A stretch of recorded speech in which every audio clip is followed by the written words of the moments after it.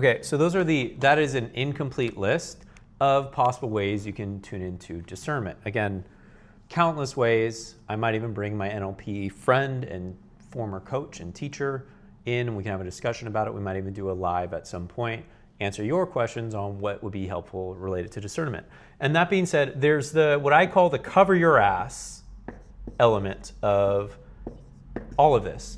So cover your ass. You make the decision. How do you minimize consequences if it's not the right thing for you? You may not know. We don't always know until we know. We get clarity after. So, a couple things. Number one, you can always intend to be the observer of the event. So what I like to do is, here I am. I imagine that there's sort of an energetic mesh around me. And the only things that are allowed inside of me are what resonate for my highest and best good. So I might even say I'm going to connect in with my higher self. You be observer, you be witness as, this person and this person send Reiki energy my way, or whatever it might be, right? Or I'm in a sound bowl healing and they say that they're going to channel fifth dimensional beings. How do I know that those fifth dimensional beings are on my side? Yes, there's a lot of good Pleiadians. There's also Pleiadians that have chosen a different path. So how do I decide that? I choose to be the observer, okay? I choose to receive what is right for me and allow everything else to move past me. That's one way. Now, additionally, you can also communicate with their higher selves ahead of time. So they each have a higher self, and telepathically, so just in your thoughts, okay, you can look at what's their higher self, whatever's them, and just intend, I'm going to be an observer. I'm not getting brought into any games right now. I am not going to get brought into any games. And so you're just thinking this. I am not getting brought into any games. And then you can think of what it is you do want. I want to live in peace. I want to have an elevated experience. I want to be in greater alignment and all of that as I move through this experience. So you can say that. You can intend that gets communicated to their higher selves. By you stating your intention, you are affirming your own sovereignty. Again, I would not recommend you going into substantially dangerous situations.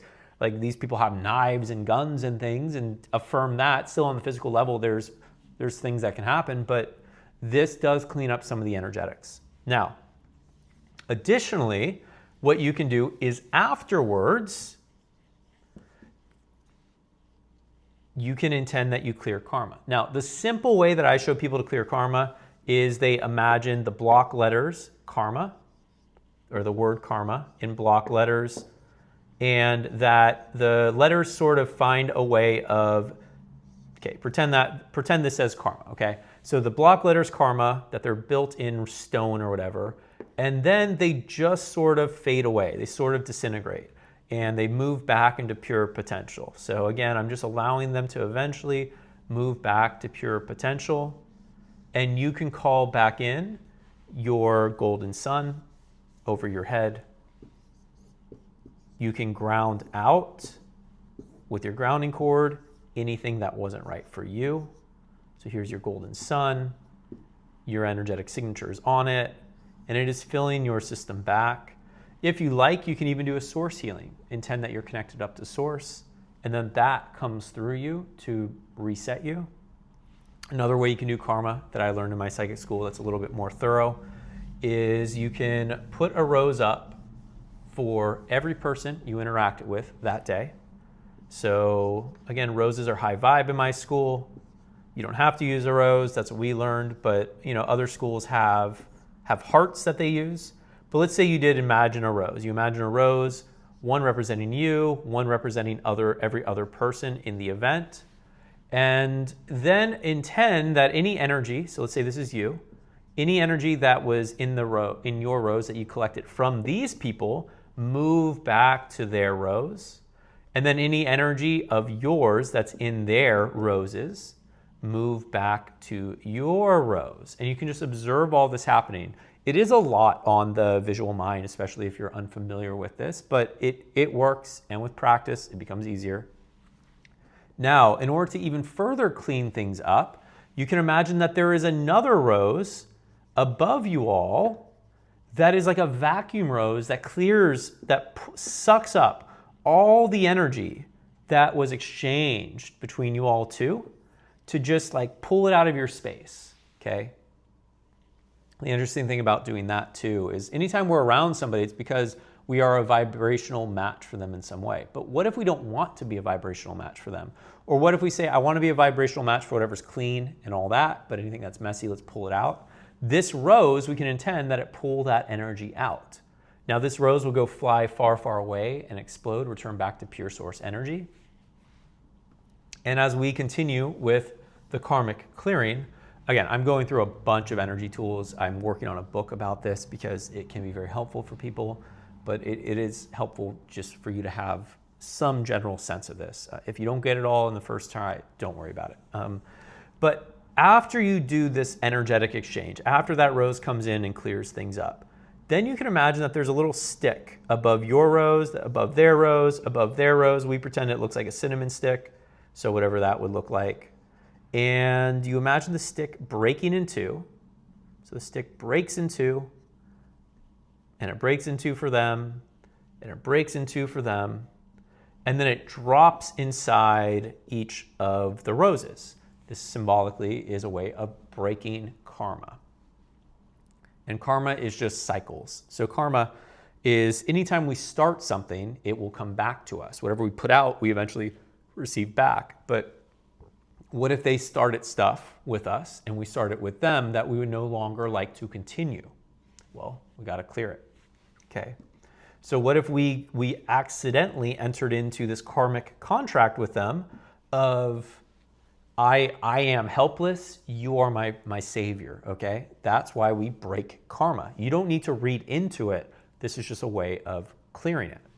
Next, in my psychic school, again, the karmic clearing we did with the words is enough. With those block letters, that's enough. This is just a way of being even more thorough. Next, what you would do is imagine a ring with a part missing. So imagine that this is a ring, there's a tiny part missing, and that there's a psychic finger that comes and fills it in, okay? Fills in the ring, okay? Another way of just saying, I am karmically complete with this group. After it fills in on each of these, it drops into the rose. After those drop in, all three of these roses can go fly far, far away and explode back to pure potential energy. Or if you would prefer, they can just disintegrate back into pure potential energy. So again, how do we cover our ass? One, we can be observer of the experience. We can telepathically communicate we're going to be observer. We can set our field to only allow in what is for our highest and best good and in alignment with where our path is. And we can clear karma after. There are other energetic strategies we can do for protection, but this is enough to get you going. So if you have any questions, of course, we can continue talking about these different things, but these are some fun ways of being able to still be a participant in many things without getting fully overwhelmed. Again, I'm going to have a book on this in not too long that goes through so many different ways. You can set your space, you can protect yourself, you can clear karma, you can do a lot more things, but this is really just getting that discernment muscle going so you can move through the world empowered and not feeling like every single decision that you ever make has to be perfect for you to, enjoy yourself a little bit. All right, so that's all for now. I hope that this discernment program was useful. If there's other questions, assume that I did my best, but I need you to tell me what I need to fill in the blanks of, and we'll do that in future videos in the conversation. And yeah, that's all for now, y'all.